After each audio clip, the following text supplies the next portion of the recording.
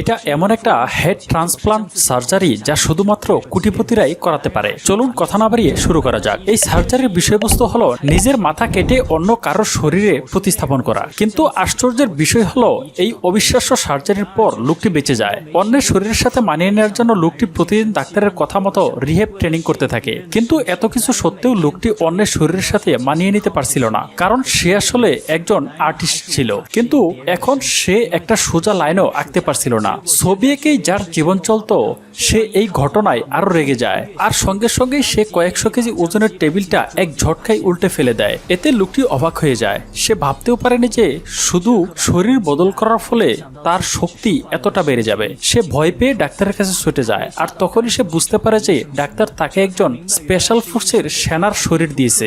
এই সার্জারিটি আপনাদের কাছে কেমন লাগলো কমেন্ট করে জানাতে ভুলবেন না। আর এরকম ভিডিও নিয়মিত পেতে আমাদের চ্যানেলটি সাবস্ক্রাইব করে বেল আইকনটি বাজিয়ে রাখুন, যাতে সবার আগে আমাদের ভিডিওটি আপনার কাছে পৌঁছে যায়।